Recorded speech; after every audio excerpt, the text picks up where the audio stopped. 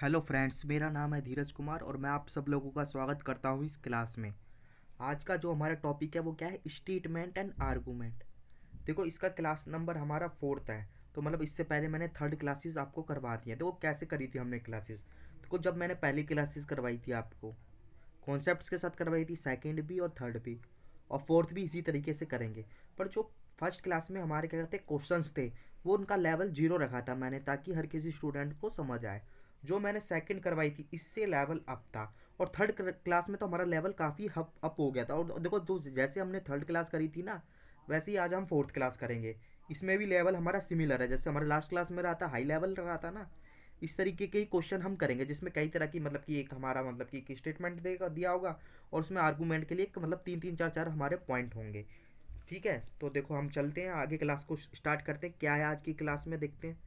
देखो, इससे पहले मैं एक चीज़ और बताना चाहता हूँ। अगर आपको पजल सीखनी है अच्छी तरीके से, बेसिक से सीखनी है हाई तक, तो देखो इसके अंदर मैंने प्री के लिए पजल करवाई है आपको। 100 से ज़्यादा पजल हैं। ठीक है, मैंने काफ़ी सारे इसमें मतलब कि सेशन अपलोड कर दिए हैं। आप यूट्यूब चैनल पे जाओगे, पजल सेक्शन में जाना, प्लेलिस्ट बनी होगी पजल करके, वहाँ पर आपको ये क्लासेस सारी मिल जाएंगी। तो देखो, ये है हमारा जो मतलब कि लॉजिकल रीजनिंग का जो क्लासेस थी किस तरीके से होंगी। देखो, ये टॉपिक कंप्लीट हो गया है, ये भी कम कंप्लीट और ये भी कंप्लीट, और इनकी मैंने पाँच पाँच क्लासेस करवा दी हैं। ठीक है, आपने देखी नहीं है तो देख लेना, आपके मेंस एग्जाम के लिए काफ़ी ये यूज़फुल होंगी। जो आज का हमारा क्या कहते हैं टॉपिक है, इसका पार्ट नंबर 4th करेंगे। ठीक है, मतलब थर्ड इधर हो चुके हैं। तो अभी तक मैंने आपको 18 क्लासेस प्रोवाइड करवा दी हैं। ठीक है, और देखो इसके बाद ये अगला टॉपिक ये करेंगे। फिर ये देखो कुछ जो लेटेस्ट क्वेश्चन जिस तरीके से बनते हैं, मैं बताऊंगा किस तरीके से बनते हैं। ये तो टॉपिक है, पहले आप इन टॉपिकों को सीखोगे तभी इन क्वेश्चन को कर पाओगे। ठीक है, फिर ये भी करेंगे हम। तो आज का देखो क्या है टॉपिक, ये तो हमें पता है। देखो देखो मैं बता देता हूँ उसके अंदर क्या होता है। छोटी सी मतलब इसमें बात है, एक तो स्टेटमेंट दी होती है, इसमें स्टेटमेंट एक ही दी होती है। ठीक है, एक स्टेटमेंट, और फिर इसके अंदर देख आर्गूमेंट होता है, मतलब कि एक स्टेटमेंट दी होगी, कथन जिसको कहोगे, आर्गूमेंट आपको तर्क देने होंगे। और तर्क कितने भी हो सकते हैं, एक दो तीन चार पाँच छः सात कितने भी हो सकते हैं।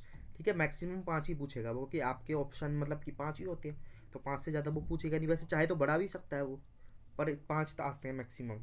तो देखो इसके अंदर जो आर्गूमेंट है ना, ऊपर आपको एक स्टेटमेंट दी होगी। स्टेटमेंट में क्या एक तरीके से प्रॉब्लम होगी कुछ। ठीक है, उस प्रॉब्लम में आपसे क्वेश्चन पूछा होगा।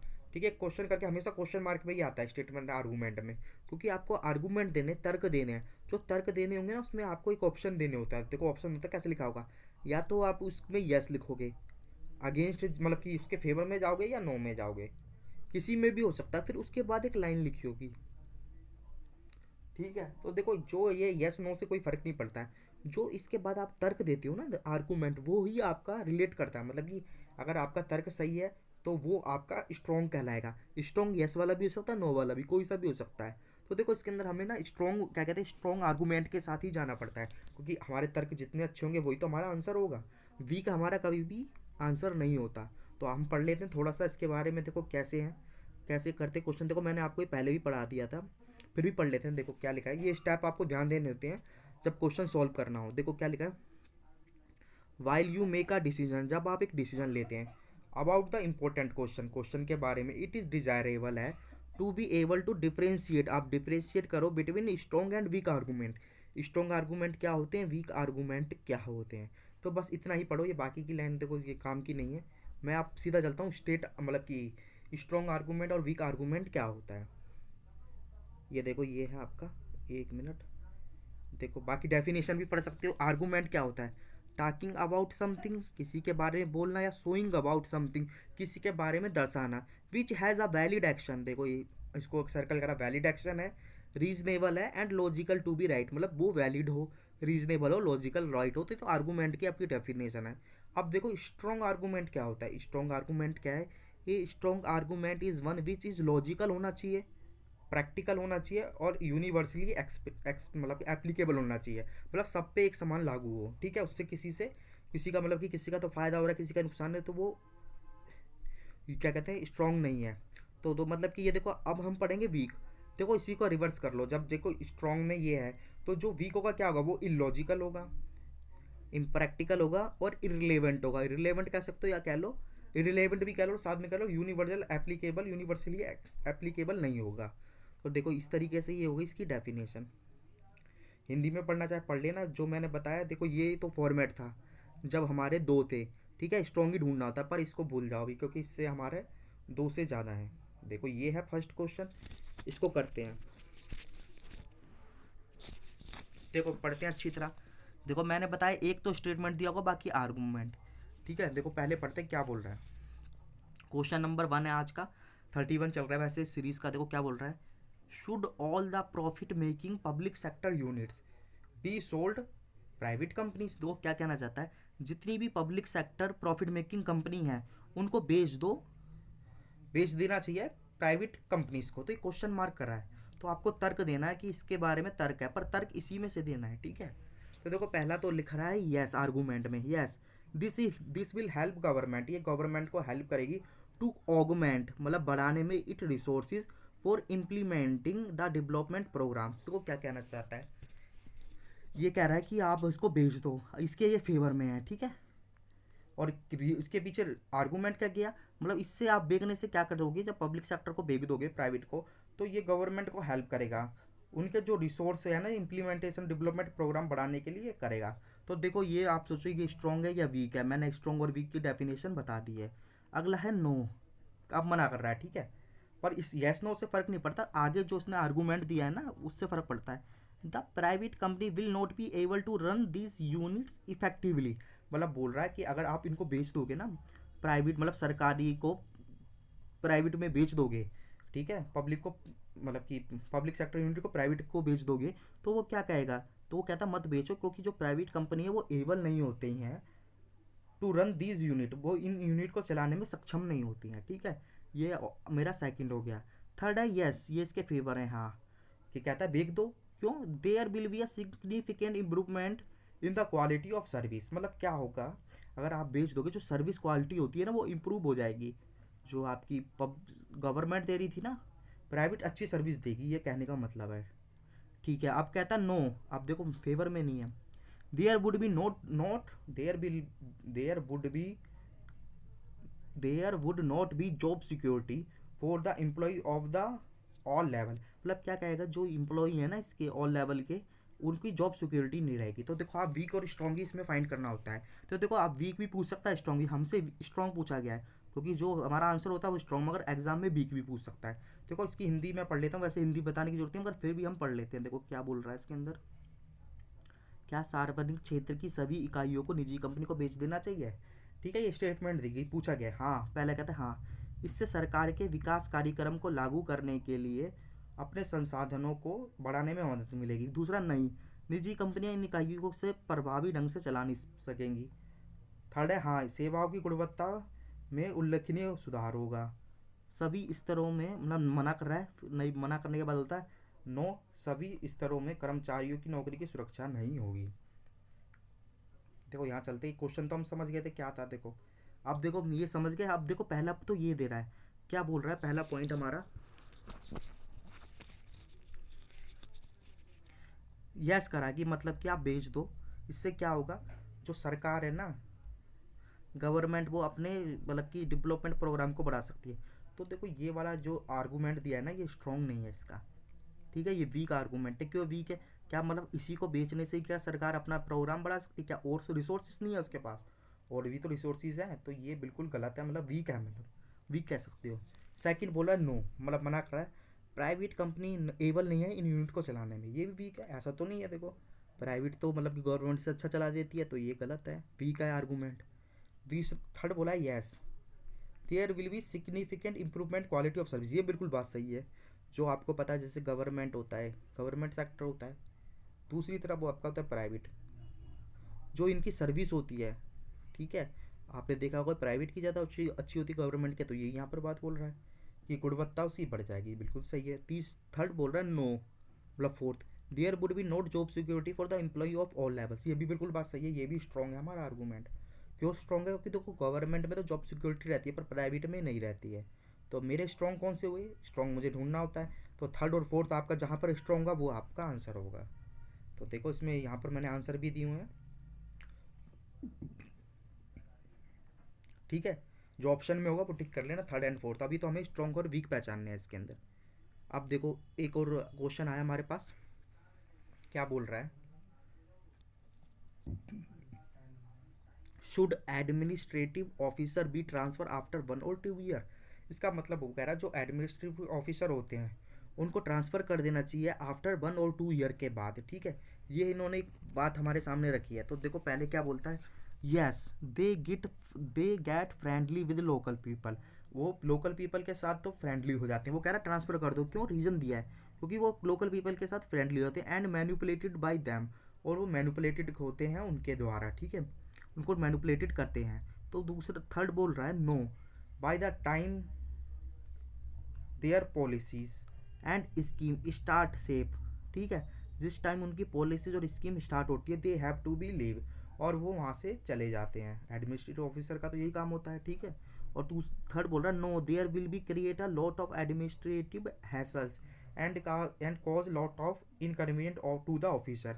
मतलब क्या होता है, अगर उनका ट्रांसफ़र करोगे जल्दी जल्दी, यही मतलब है ना, तो उनको क्या होगा, इनकन्वीनियंस होगा और वो उनको ऑफिसरों को इनकन्वीनियंस होगा, ठीक है। अब देखो हिंदी में पढ़ लेते हैं क्या बोल रहा है इसके अंदर।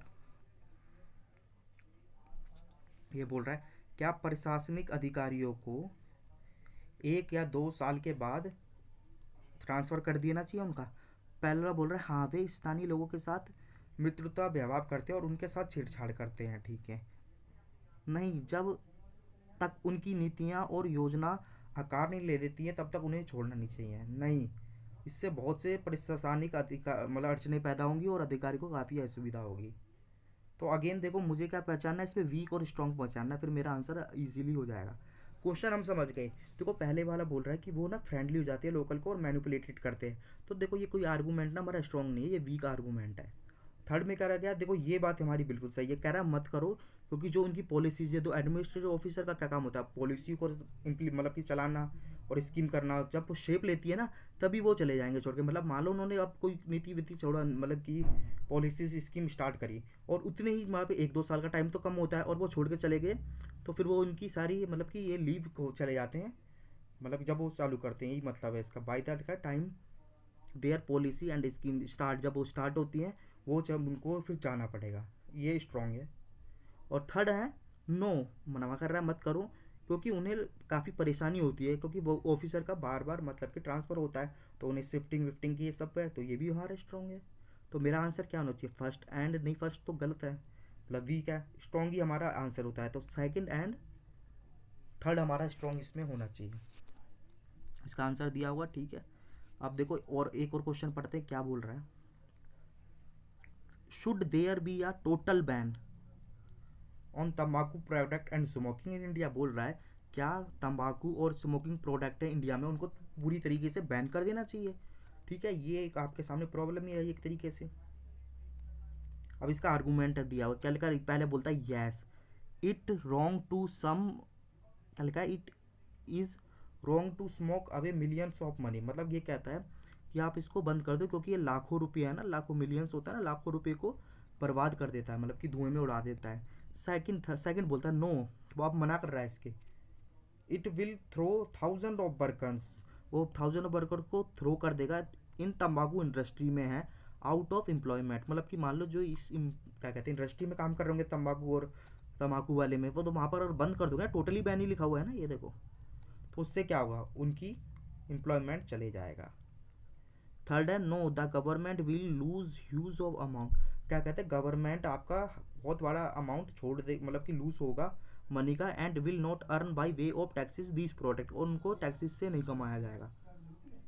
तो देखो ये हमारे पॉइंट है। देखो इसका हिंदी पढ़ लेते हैं, आप सोचो स्ट्रॉन्ग कौन से हैं इसके अंदर, मैं यहाँ पर बता देता हूँ।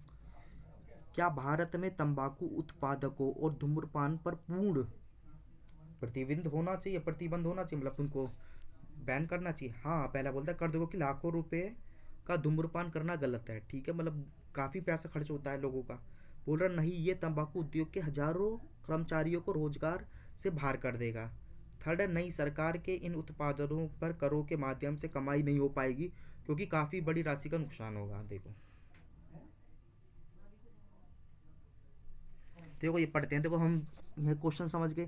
देखो पहला वाला तो हमारा स्ट्रॉन्ग है, वीक है, ये हमारा स्ट्रॉन्ग होना चाहिए क्योंकि देखो इससे लाखों रुपए लोगों के बर्बाद होते हैं, बिल्कुल सही है, बंद कर दो। दूसरा नहीं, ये भी हमारा स्ट्रॉन्ग है, ठीक है, नहीं करा है, पर इसके मैंने कहा था ना, इसके बाद जो बात कहेगा उससे फ़र्क पड़ेगा। आप 9 ईयर्स से कोई फ़र्क नहीं पड़ता, क्योंकि देखो अगर आप बंद कर दोगे तो काफ़ी लोग हैं, लाखों लोग होंगे इस इंडस्ट्री से जुड़े हुए, काम कर रहेंगे, उनका एम्प्लॉयमेंट छूट जाएगा। थर्ड देखो, ये काफ़ी अच्छा है, इससे क्या होगा, गवर्नमेंट को काफ़ी मतलब कि अमाउंट का यूज़ मतलब लॉस होगा जो अर्न करती है टैक्सी से। देखो ये भी स्ट्रॉन्ग लग रहा है सुनने पर, ये स्ट्रॉन्ग नहीं है, ढंग से पढ़ना है। ये हमारा वीक पॉइंट है। क्यों वीक है? क्योंकि देखो ये इससे अगर इससे कमाई करे गवर्नमेंट तंबाकू और क्या कहते प्रोडक्ट से, तो ये तो बढ़िया नहीं होता है। तो ये वाली बात है ना, गलत है बिल्कुल, मतलब वीक पॉइंट है। बात तो सही है पर ये वीक पॉइंट है। क्यों वीक है? क्योंकि तो कह रहे हैं गवर्नमेंट का लॉस हो जाएगा। पर आप लॉस कैसे करोगे? तंबाकू बेच के क्या मतलब कि टैक्सेस अर्न करना चाहते हो? ठीक है, क्योंकि तंबाकू और इन प्रोडक्ट पे टैक्स इसलिए लगाया जाता है ज़्यादा, क्योंकि लोग कम खरीदें, इसलिए तो लगाया जाता है। पर इनका मेन मकसद गवर्नमेंट का तंबाकू बेच के आपका प्रॉफिट करना नहीं होता, मतलब टैक्सेस कलेक्ट करना नहीं होता। तो ये वीक है हमारा। तो मेरा इसमें स्ट्रॉन्ग कौन सा होगा? फर्स्ट एंड सेकंड होना चाहिए इसमें स्ट्रॉन्ग। अगला क्वेश्चन है, should all the indirect taxes in India, मतलब बोल रहा है जितने भी सारे indirect taxes in India combined into a single tax to all community. ठीक है, जीएसटी की बात कर रहा है ये। कह रहा है should all the indirect taxes in India, जितने भी इनडायरेक्ट टैक्सेस है इन इंडिया में वो कंबाइंड कर दो सिंगल टैक्स में, सारी कमोडिटी की, जितनी भी हमारी कमोडिटी हैं। तो ये है, अब इसमें हमारे दे रखे क्या कहते हैं आर्गूमेंट। पहला है यस, वो कहता है हाँ कर दो, इसके फेवर में है। क्यों? There will be considerably simplify of tax collection. क्या होगा इससे? सिंप्लीफाई मतलब इजीली टैक्स कलेक्शन होगा, मैकेनिज्म बन जाएगा। ठीक है, एक टैक्स हो जाएगा। And cost of collection tax will also be reduce, जो आपका कॉस्ट ऑफ कलेक्शन टैक्स हो जाएगा, जैसे अलग अलग पता है ना रिटर्न रिटर्न भरनी पड़ती है ये, वो आपका कम हो जाएगा। पहला पॉइंट इसने ये बोला है। क्वेश्चन नंबर हमारा 34 है। अगला है yes the manufacturer and trader will be benefited by this, मतलब जो मैन्युफैक्चरर है ट्रेडर है वो बेनिफिटेड होंगे इससे। किससे? सिंगल टैक्स कर दोगे। Which in turn to will be boost of tax collection, और उससे टैक्स कलेक्शन आपका ज़्यादा आएगा। बोल रहा no other country has adopted such mechanism, बोल रहा नहीं, क्योंकि अदर कंट्री ने मैकेनिज्म को इसको अडॉप्ट नहीं करा है। पढ़ लेते हैं। क्या भारत में सभी अप्रत्यक्ष करों को बस सभी वस्तुओं पर एक ही कर से जोड़ देना चाहिए? पहला बोल रहा है हाँ, इससे क्या होगा, वो कर संग्रह होगा ना, मैकेनिज्म काफ़ी सरल हो जाएगा और कर संग्रह की लागत भी कम हो जाएगी। हाँ, निर्माताओं और व्यापारियों को इससे लाभ होगा जो बदले में कर संग्रह को बढ़ावा देंगे। इससे बोल रहा नहीं, किसी अन्य देश ने ऐसी मतलब कि जो मैकेनिज्म को अपनाया नहीं है। तो स्ट्रॉन्ग और वीक ही ढूंढना है हमें इसके अंदर। तो वो पहला वाला बिल्कुल हमारा स्ट्रॉन्ग होना चाहिए, वीक होना चाहिए। बोल रहा है कि क्या कहते हैं इससे सिंप्लीफाई टैक्स होगा, बिल्कुल बात सही है। ये तो सारा हुआ है, आपको पता है जीएसटी आने से, तो ये बिल्कुल सही है। और दूसरा क्या, मैन्युफैक्चर ट्रेडर को बेनिफिट होगा क्या कहते हैं टैक्स कलेक्शन से। ठीक है, ये भी बिल्कुल सही है, पर ये वाला गलत है। देखो इससे कोई लेना देना नहीं, वीक आर्गूमेंट है। क्यों वीक है? कि किसी कंट्री ने नहीं अपनाया तो हम कैसे कह सकते हैं? ठीक है, ये तो कुछ अलग ही चीज़ कह रहा है। ठीक है, ये गलत है। तो हमारा फर्स्ट और सेकंड इसके अंदर, फर्स्ट और सेकंड होना चाहिए इसके अंदर आंसर। देख लो फर्स्ट एंड सेकंड जो भी है वो लगा देना, ये फर्स्ट एंड सेकंड स्ट्रॉन्ग है। देखो एक और अच्छा क्वेश्चन क्या बोल रहा है इसके अंदर, should seniority to be only, only को हाईलाइट करो, क्राइटेरियन फॉर प्रमोशन, मतलब क्या बोल रहा है कि सीनियरिटी एक मात्र तरीका होना चाहिए प्रमोशन के लिए। ठीक है, पहला बोल रहा है नो, पहला बोला आर्गूमेंट आपका नो आया।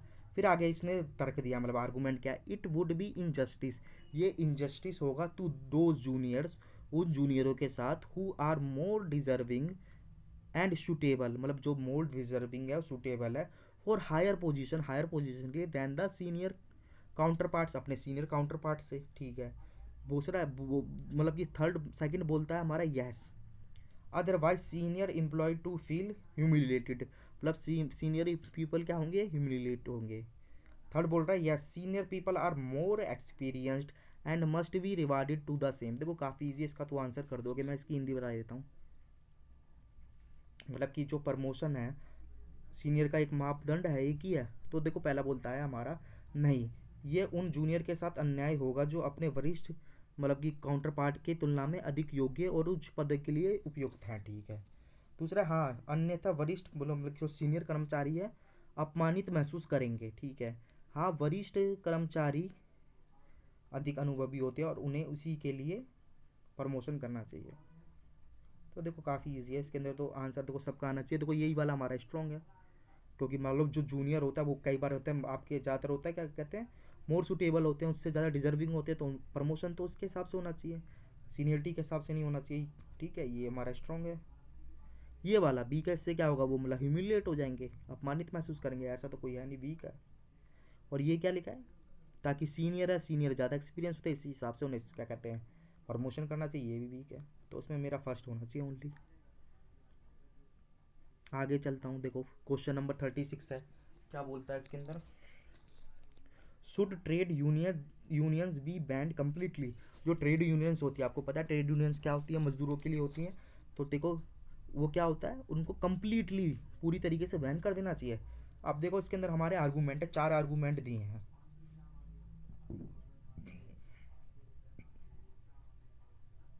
पहला बोल रहा है yes, workers can concrete production, concentrate production. इससे क्या होगा, आप अगर ये कंप्लीट कर दोगे, जो वर्कर होंगे वो कंसंट्रेट करेंगे प्रोडक्शन पे, मतलब कि आपका उत्पादन पे ज़्यादा ध्यान देंगे। ठीक है, दूसरा है no this is the only way, ये एकमात्र वे है through which employees can be put their demands, जिससे अपनी डिमांड को सामने रखते हैं बिफोर द मैनेजमेंट। ठीक है, थर्ड है yes employ get the illegal demand, highlight करो, illegal demand fulfil through these unions.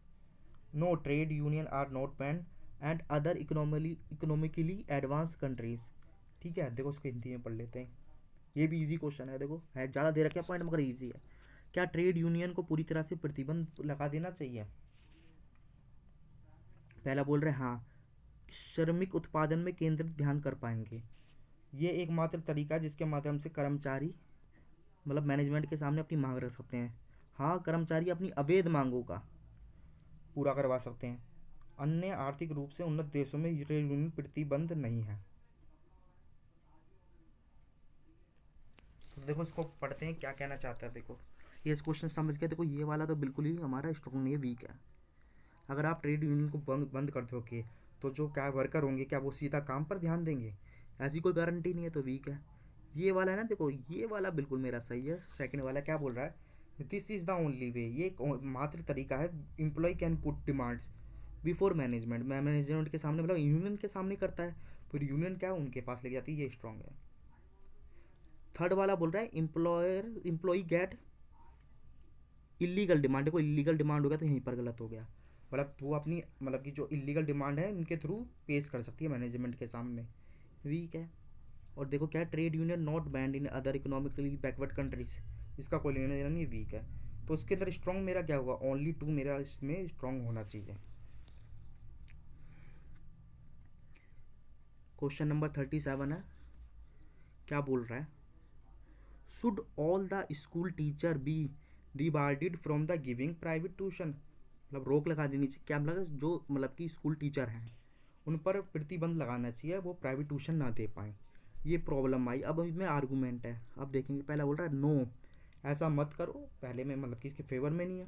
The needy student will be deprived in the experts of these teachers, बोल रहा है जो नीडी मतलब स्टूडेंट्स होंगे वो डिप्राइव्ड वंचित रह जाएंगे इन्हें एक्सपर्ट टीचर के द्वारा ट्यूशन से। ठीक है, पूछ रहा है yes this is the injustice, मतलब बोल रहा है ये इनजस्टिस होगा to the unemployed educated people, unemployed educated people के हु कैन अर्न देयर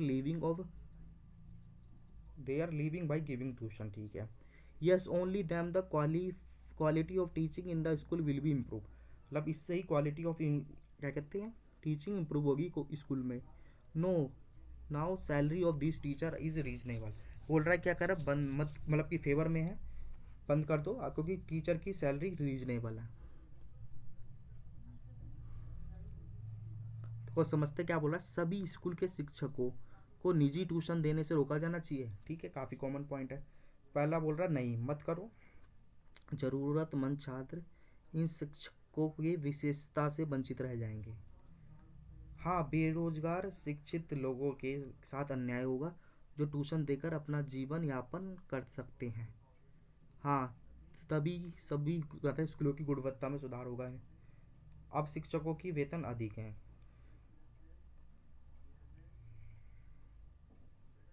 ठीक है, क्वेश्चन समझ गया। अब क्या स्ट्रॉन्ग और वीक ढूंढना है हमें। देखो ये वाला तो कोई हमारा कोई मतलब नहीं है, क्यों, देखो क्या होगा, ये टीचर एक्सपर्ट्स हैं, ठीक है, उनसे जो मतलब कि नीडी स्टूडेंट है वो वंचित रह जाएंगे। तो बात कुछ की जा रही है, इधर कुछ और कह रहा है, तो वीक है हमारा ये। थर्ड सेकंड वाला बोले देखो इनजस्टिस होगा ये अनएम्प्लॉयड एजुकेटेड पीपल से। देखो ये तो, ये भी तो बिल्कुल अलग है ये भी, क्योंकि इधर स्कूल टीचर्स की बात हो रही है, ये अनएम्प्लॉयड एजुकेटेड, ये भी वीक है। इरिलेवेंट हो गया ना, तो वीक हो गया हमारा। इधर बोल रहा है yes only the quality of teaching in school will improve, ये देखो बिल्कुल सही है। अगर मान लो अगर हमारा टीचर जो होता है, गवर्नमेंट टीचर होते हैं, वो ट्यूशन देते हैं प्राइवेट, तो क्या होता है वो वहाँ पर ध्यान नहीं दे पाते स्कूल में ज़्यादा। ठीक है, तो इससे क्या होगा, अगर वहाँ बंद कर देंगे तो वहीं पर पढ़ाएंगे, तो उससे क्वालिटी होगी, तो ये स्ट्रांग है। और बोला now salary of this teacher is reasonable, तो ये भी देखो वीक है। तो मेरा आंसर क्या होना चाहिए, ओनली थर्ड इसके अंदर। क्वेश्चन नंबर 38 है, देखो क्या कहता है इसके अंदर। In caste based reservation policy in professional college justified, मतलब कि जो कास्ट बेस्ड रिजर्वेशन होता है, ठीक है, पॉलिसी, वो प्रोफेशनल कोर्सों में क्या जस्टिफेबल है, जस्टिफाइड है। तो ठीक है, अब देखो इसके अंदर हम आर्गूमेंट करेंगे। क्या है, पहले बोला yes this step is must bring under privileged and at par with the privileged ones, ठीक है, अंडर प्रिविलेज से प्रिविलेज वन से ये ब्रिंग लाता है। ठीक है, आगे पढ़ेंगे। क्या बोला, no it obstructs the establishment of class society. Third है yes this help the backward caste and classes people to come out to the operation to the upper caste people.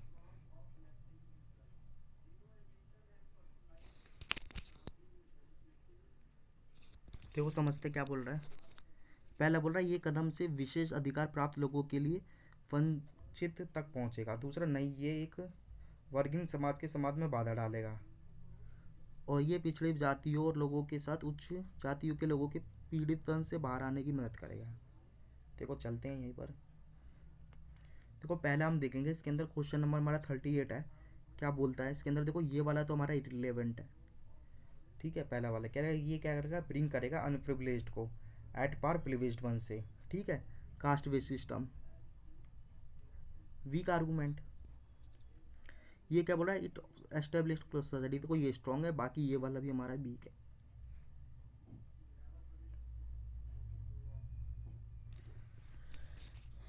देखो और एक और अच्छा क्वेश्चन है, क्या बोल रहा है, should the rule of wearing helmet for both driver and pillion rider while the driving motorcycle bike in force strictly.